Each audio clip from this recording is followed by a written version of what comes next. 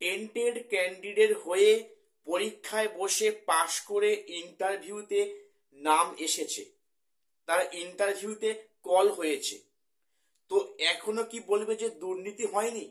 দেখো, আমি এটা সন্দেহ করেছিলাম গতকালই। আমি তোমাদের এ নিয়ে অলরেডি ভিডিও দিয়েছি যে কোথাও হয়, কোথাও একটা ম্যাজিক হয়েছে, কিংবা কোথাও একটা ঘাবলাবাজি, কোথাও একটা দুর্নীতি হয়েছে। সেটা আজকে পরিষ্কার করলেন কলকাতা হাইকোর্টের বিশিষ্ট আইনজীবী শামীম স্যার। উনি পরিষ্কার মানে ডেটা বা তথ্য দিয়ে উল্লেখ করলেন, এক টেন্টেড ক্যান্ডিডেট, তিনি পরীক্ষায় বসেছেন, পাস করেছেন এবং তাকে ইন্টারভিউতে ডাকা হয়েছে ডকুমেন্টস ভেরিফাই করে ইন্টারভিউ দেওয়ার জন্য। তো ব্যাপারটা কোথায় গিয়ে ঠেকলো? ব্যাপারটা কোথায় গিয়ে ঠেকলো?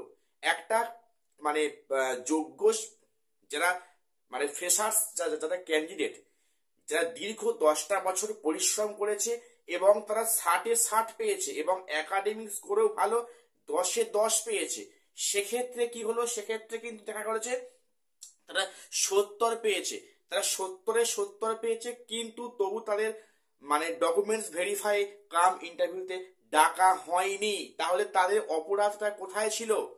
যেখানে সুপ্রিম কোর্ট থেকে পরিষ্কার বলা হয়েছে, যে নির্দেশ দেওয়া হয়েছে টেম্পটেড ক্যান্ডিডেট যেন পরীক্ষায় না বসতে পারে, তাহলে সেখানে একটা পরীক্ষার্থী টেম্পটেড ক্যান্ডিডেট পরীক্ষায় বসলো, সে পাশ করলো, তাকে ডকুমেন্টস ভেরিফাই ডাকা হয়েছে, তো তাহলে বিষয়টা কি ঠেকছে? বিষয়টা কি দাঁড়াচ্ছে? সেই দুর্নীতি কিন্তু এসএসসি রন্ধ্রে রন্ধ্রে এখনো ঢুকে আছে।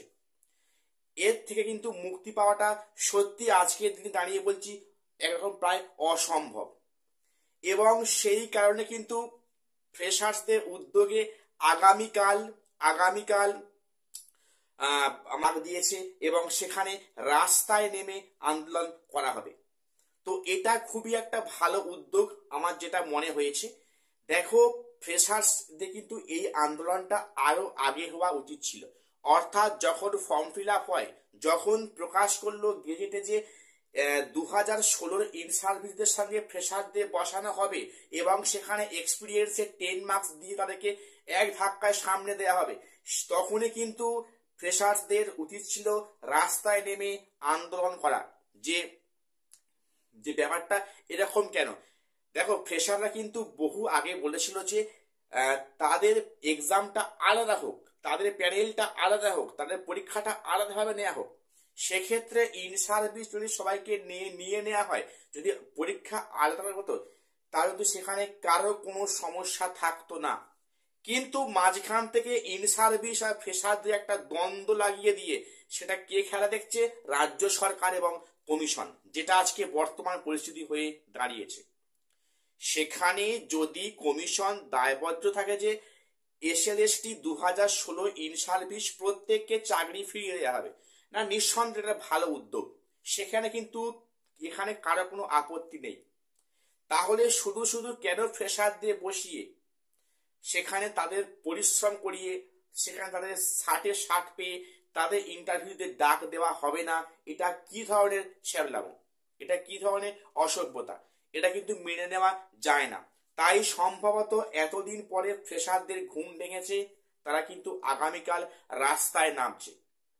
তো আমাকে অনেকে আগামীকাল আন্দোলনে যাওয়ার কথা বলেছে, আমি শুনে নিজেকে খুব ধন্য মনে করছি।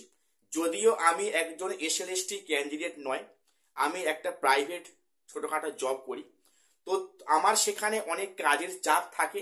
আমি তা সত্ত্বেও বলেছি, আমি সমস্ত কাজ ফেলে কিন্তু আমি আগামীকাল হাজির হচ্ছি তোমাদের সাথে। অর্থাৎ আগামীকাল কিন্তু আন্দোলনটা যেন জোর গতিতে হয় এবং সেখানে আমাদের একটা দাবি ছিনিয়ে আনতে হবে যে এই এক্সপিরিয়েন্সের 10 মার্কসটা বাদ দেওয়া হোক। সেক্ষেত্রে ফ্রেশার্সদের নিয়ে কেন এই ছিনিমিনি খেলা, তার জবাব আমাদের সবাই সামনে জবাব দিক কমিশন। তো আমার কিন্তু দাবি এটাই থাকবে। আমি আশা করব তোমরা যারা ফ্রেশার্সরা আছো, আর শুয়ে বসে না থেকে তোমরা এবারে জেগে ওঠো, তোমরা আগামীকাল সবাই আন্দোলনে এসে হাজির হও। এই সরকারের আমলে কিন্তু সহজ সরল নীতিতে কিন্তু কোনো কাজ আদায় করা সম্ভব হচ্ছে না। তাই শান্তিপূর্ণ উপায়ে সবাই রাস্তায় নেমে সেই আমাদের অধিকারটা ছিনিয়ে আনতে হবে।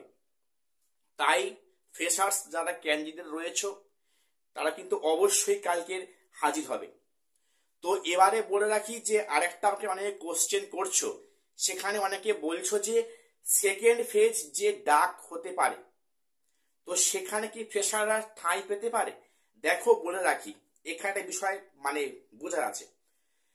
দেখো, এক্সপিরিয়েন্সে 10 মার্কস অনেকে পেয়েছে, তারা কিন্তু 10 মার্কস পাওয়ার যোগ্য নয়, কারণ গেজেটে যে ক্রাইটেরিয়া দিয়েছে সেই কিন্তু ক্রাইটেরিয়া অনেকে পূরণ করতে পারবে না। সেক্ষেত্রে কিন্তু ডকুমেন্টস ভেরিফাই অনেকে বাদ পড়ে যাবে। সেক্ষেত্রে কিন্তু হাতে গোনা কিছু ফ্রেশার্সদের পুনরায় সেকেন্ড ফেজে ডাক হতে পারে, কারণ এমন ঘটনা কিন্তু এসএসসি ইতিহাসে আগে হয়েছে। First phase, second phase, third phase কিন্তু দিয়ে একটা আই ওয়াশ করানো হয়েছে, সেটা কিন্তু এবারে হবার সম্ভাবনা খুব বেশি আছে। তো আমি আজকে আমার সত্যি ভালো লাগছে যে ফ্রেশাররা কিন্তু এতদিন পরে ঘুম ভেঙেছে, তারা চাইছে তাদের অধিকারটা আদায় করে নিতে, অধিকারটা বুঝে নিতে। তো প্রত্যেকে কালকের যোগদান করবে। আশা করছি কালকের রাস্তায় নেমে আন্দোলনে কিছুটা হলেও জয় ছিনিয়ে আনা সম্ভব হবে। আজকে আমার এটুকুই আপডেট দেওয়ার ছিল। দেখা হচ্ছে আগামী কোনো আপডেট নিয়ে।